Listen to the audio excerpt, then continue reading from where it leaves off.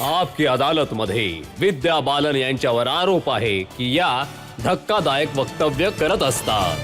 विद्याजी, तुम्हाला ते स्टेटमेंट मी सांगू ज्यामुळे लोकांना धक्के बसतात, करंट लागतात, पण त्याआधी तुम्हाला मला शुभेच्छा द्यायच्या आहेत. पाम मधल्या पात्रासाठी तुम्हाला अवॉर्ड मिळालेला आहे बेस्ट ऍक्ट्रेसचा. थँक्यू.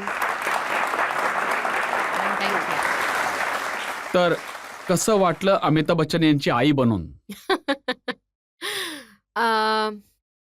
खूप छान वाटलं की माझ्या मुलांना सांगू शकेन की तुमचा सगळ्यात मोठा भाऊ हा अमिताभ बच्चन आहे.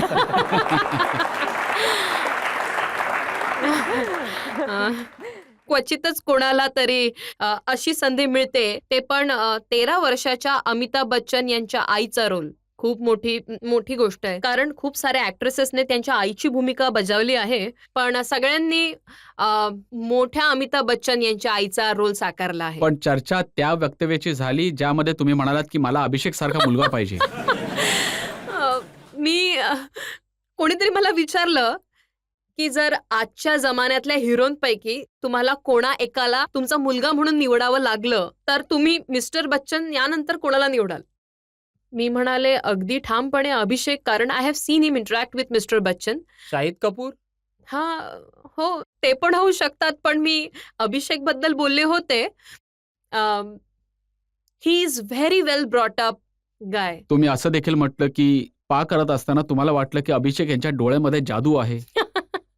ते तर आहेच. ॲज अ को ॲक्टर जेव्हा तुम्ही त्यांच्यासोबत परफॉर्म करत असतात ते रिहर्स वगैरे करत नाही, खूपच स्पॉन्टेनियस आहेत.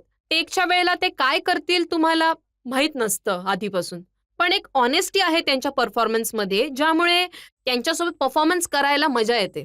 जेव्हा तुम्ही असं म्हणता की त्यांच्या डोळ्यामध्ये जादू आहे, तर मग असं नाही वाटत की ऐश्वर्या नाराज होतील म्हणून? नाही, ऐश्वर्या म्हणत असेल की तेरा जादू चल गया. नाही, मला वाटतं की त्यांना माहित आहे की मी कोणत्या अर्थाने हे म्हटलंय. अच्छा, हे तुम्ही कोणत्या अर्थाने म्हटलं होतं की तुम्ही शाहरुख खान यांना खूप पसंत करता आणि गरज पडली तर गौरी खान यांचा मर्डर करू शकता?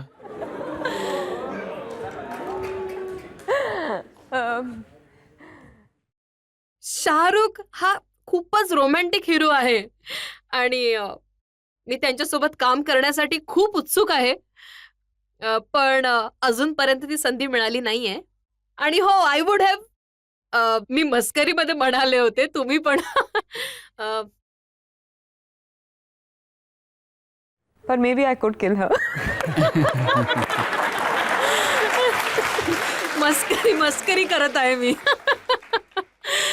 साधारणपणे अशा प्रकारचे शॉकिंग स्टेटमेंट तुम्ही देत असता. तुम्ही जसं म्हणालात की मी कोणत्याही ऍक्टरला किस करण्यासाठी तयार आहे. मी कधीच म्हणाले नव्हते. आता I हे don't know हे पेपरमध्ये छापलं कसं. आहे, पाहिजे असेल तर मी तुम्हाला दाखवतो. ते तर काहीही छापून टाकतात कधी कधी. नाहीतर मी तुम्हाला तुमच्या त्या सिनेमांमधले सीन दाखवून देतो ज्या हिरो सोबत तुम्ही काम केलं, त्या फिल्ममध्ये तुम्ही त्यांना किस नाही, केलंय. बिलकुल नाही. मी 2 वेळा. मी तुम्हाला विचारू, परिणितामध्ये संजय दत्तला, नाही. अजिबात नाही. अक्षय कुमारला हे बेबीमध्ये, नाही. गुरुमध्ये माधवनला गुरुमध्ये माधवनला आणि एकलव्यमध्ये सैफला नाही. आणि अर्शद वारसीला. मी मान्य करते की माधवन आणि अर्शद सोबत हे सीन झाले आहेत, पण बघा, इथे जे लोक बसले आहेत ते समजतात की काही ना काही तर झालंच असेल. जनतेमधून ज्या लोकांना प्रश्न विचारायचे आहेत. मॅडम, इश्किया मधला तुमचा कोणताही असा डायलॉग आहे जो तुम्हाला बोलायला आवडेल, ऐकवायला आवडेल, जो तुमचा फेवरेट आहे? खूपच फनी एकच. डायलॉग आहे इश्कियामध्ये. शिवी नको नाही, त्यामध्ये. अजिबात नाहीये. मी अर्शद, मला माझा हात पिरघळून मला काही विचारत आहे की बॅग कुठे आहे, आणि मला त्यांना अगदी सरळपणे हे उत्तर द्यायचं होतं मला, पण लाईन इतकी फनी लाईन होती की मी प्रत्येक वेळी नुसती हसत होते. 25 टेक घेतले मी याचे. लाईन अशी होती की की कि जब तुम मेरे कमरे की खिड़की पर टंगे हुए थे, वो तुम्हारे कमरे की सफाई कर रहा था. मला नाही माहित की मला ती लाईन इतकी फनी का वाटली. प्रत्येक वेळी मी ती म्हणत होते आणि नुसती हसत होते. मॅडम, तुम्हाला हा प्रश्न आहे जो मुन्नाभाई MBBS मध्ये जे तुम्ही म्हणालात मुंबई, तर ते म्हणू शकता का तुम्ही? Good morning madam. Good morning. Good morning madam. Please एकदा प्लीज मॅडम. एकदाच मॅडम. Good morning Mumbai.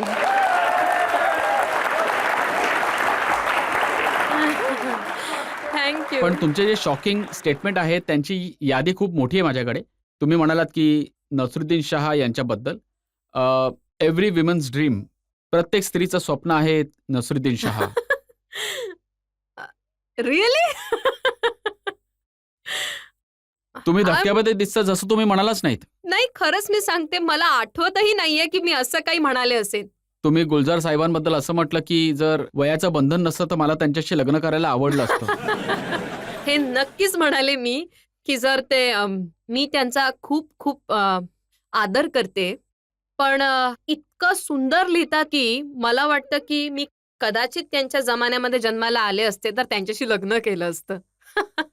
तुम्ही जेव्हा अशा प्रकारचे वक्तव्य करता, कधी गौरी खान यांच्याबद्दल, कधी गुलजार साहेबांबद्दल, मला 1-2 नावं अजून घ्यायची नाहीये त्यांच्याबद्दल, तर त्यामुळे लोकांना असं वाटतं की त्यांच्या बांधलेल्या घरामध्ये आग लावत आहात. नाही नाही नाही.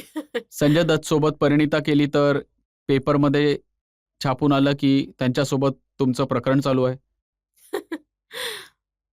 छापून आलेलं छापून आलेलं प्रकरण होतं की नाही नव्हतं? नाही, अजिबात नाही. प्रकरण तर नव्हतं.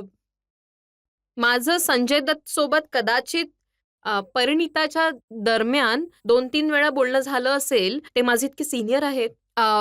मला इतका खेद वाटत होता की तर जर बोलणंच नाही झालं तर त्याच्या पुढचं मी काय सांगू. किस्मत कनेक्शनच्या दरम्यान आमची किस्मत कनेक्ट नाही झाली. नाही झाले तर सगळ्यांनाच माहिती आहे. हां. पण कोणाचं तरी किस्मत कनेक्शन तुटलं होतं तुमच्यामुळे. नाही नाही. अजिबात नाही. सगळ्या फिल्म मॅगझिन्समध्ये, वृत्तपत्रांमध्ये सारखं-सारखं हे छापलं गेलं की करीना कपूर आणि शाहिद कपूर यांच्यामध्ये जे गैरसमज झालेत, त्याचं कारण विद्या बालन आहे. ओ गॉड! पहिली गोष्ट तर ही, की अशी कोणतीही गोष्ट नव्हती. आणि दुसरी गोष्ट ही, की कोणत्याही तिसऱ्या व्यक्तीमुळे कधी 2 लोकांमध्ये नातं तुटत नाही. त्यांच्यामध्ये जर प्रॉब्लेम होत असतील, then there is a place for third person. तिसऱ्या व्यक्तीमुळे कधीच एक चांगलं नातं तुटत नाही. तर माझ्यावर आणि यात काहीच खरेपणा नाहीये. हे पेपरमध्ये छापलं की तुम्ही व्हेजिटेरियन आहात यामुळे बनलात नाही, नाही, की मी शाहिदने जन्मतः तुम्हाला व्हेजिटेरियन सांगितलं? आहे. तमिळ ब्राह्मण आहे. मी खूप वर्षापर्यंत अंडी देखील खात नव्हते. तर शाहिदमुळे तर no, not at all. Poor thing. जेव्हा अशाच बातम्या छापतात तर दुःख होतं तुम्हाला की तुम्हाला वाटतं की हे पण प्रोफेशनची सक्ती आहे? खरं सांगायचं तर आधी खूप वाईट वाटायचं मला. समजायचं नाही की लोकं माझ्या बाबतीत असं का म्हणत आहेत, जेव्हा मी काही केलंच नाहीये. You always feel victimised. पहिले वाटायचं मला, पण आजकाल मी या गोष्टींच्या अधीन झाली आहे. चला जनतेला विचारूया, ज्या लोकांना याबद्दल काही विचारायचं मॅम, आहे. ज्या प्रकारे तुम्ही भूलभुलैया आणि परिणीतामध्ये साधं पात्र स्वीकारलं, तुम्ही अशा कॅरेक्टरमुळे बोर झाला आहात का? आणि जर तुम्ही बोर झाला असेल, तुमची पुढची इमेज काय असेल? नाही, मी बोर तर अजिबातच झाले नाहीये. कारण की जास्त करून मी म्हटलं की साध्या सरळ मुलीचा रोल स्वीकारला आहे, पण त्यात देखील प्रत्येक वेळी काहीतरी वेगळं करण्याचा प्रयत्न केलाय. जसं मंजुलिकाचं कॅरेक्टर खूप वेगळं होतं त्या पात्रांपैकी, तसंच मध्ये देखील वेगळं कॅरेक्टर होतं. इश्कियामध्ये अगदीच हटके कॅरेक्टर होतं. त्यामुळे मी कंटाळले नाहीये. फक्त आयुष्यामध्ये 2 कॅटेगरी नसतात, चांगलं किंवा वाईट. त्यामध्ये देखील खूप काही असतं. तर खूप व्हरायटी करायला मिळतात. त्यामुळे मी खुश आहे. जे तुमचं मंजुलिकाचं कॅरेक्टर होतं, भूताचं, ते पाहून लोकं अजूनही आठवण काढतात आणि मुलांना घाबरवण्यासाठी असं म्हणतात की झोप, झोप नाहीतर मंजुलिका येईल. हां, मी कधीच विचार केला नव्हता की या प्रकाराचा प्रभाव पडेल लोकांवर. आणि मुलं तर एकदा तर मी तुम्हाला सांगते, एक मुलगा मला सांगत होता की मी मंजुलिकासारखा डान्स करून दाखवतो तुम्हाला, तुम्ही गाणं लावा. मी गाणं चालू केलं आणि गाण्याच्या मध्येच तो मुलगा स्वतः घाबरला नाचता-नाचता. काय माहीत त्याला काय आठवलं फिल्ममधलं. तर अशा प्रकारचं खूप खूप स्ट्रॉंग रिॲक्शन मिळाल्या आहेत. मी जिथे जाते तिथे मला मंजुलिकाच्या नावाने हाक मारतात, पण छान वाटतं मला.